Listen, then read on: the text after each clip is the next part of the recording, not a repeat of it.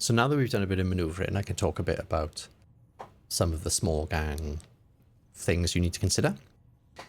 One of the things is your capacitor, right? Now, in a small gang environment, you tend to use your micro-warp drive, usually micro-warp drive, a lot. That takes a lot of capacitor. Just fitting a micro-warp drive cuts your capacitor pool down. And then using it obviously eats a lot of capacitor. Sometimes your weapons also do that. So if you're flying a laser boat, it's going to cost you cap in order to fire.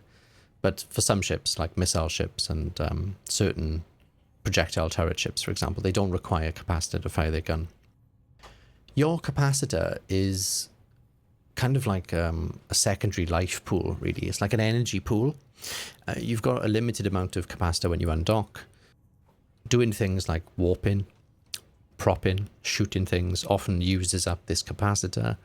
It regenerates over time, and it regenerates faster the closer it gets to around about 23% empty. So at around that 23% empty point, it's charging up at its most optimum rate. Okay?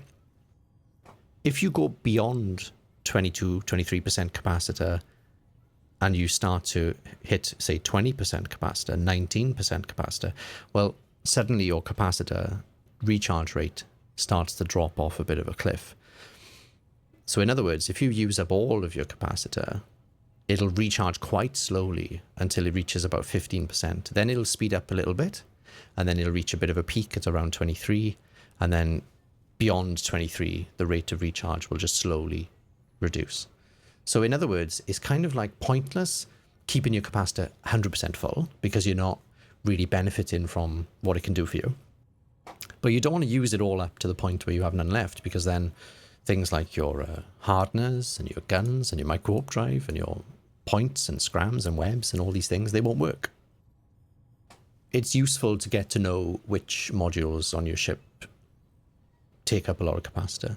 So for my ship here, I know that the things that eat capacitor are the hardener. They eat a small amount of capacitor, just a tiny amount. So I can kind of leave that running as much as I want. My micro-warp drive, well, I know that I can run my hardener and my micro-warp drive forever, and I'll never run out of cap, okay? I can check that by going to the fitting window, and I can simulate, and I can just put the modules on that I'm talking about.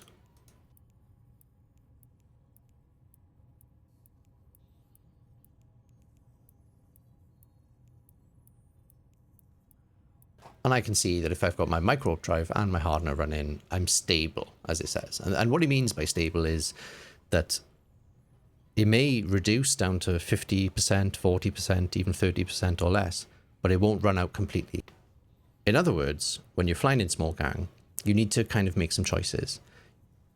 It's unlikely that your small gang ship will be cap stable with everything running. It's supposed to be like that. You need to make a choice. Am I going to use my micro-warp drive now? Am I going to shoot now? And am I going to tackle now? Am I going to do a combination of those things? But you can't do them all at once, usually. Now, sometimes you can, and of course, different fits, different horses for courses, whatever you want. But generally, you know, your cap is a part of your survival. If you run out of cap, then you've run out of mobility, you've run out of some of your defense, and you know, you might die.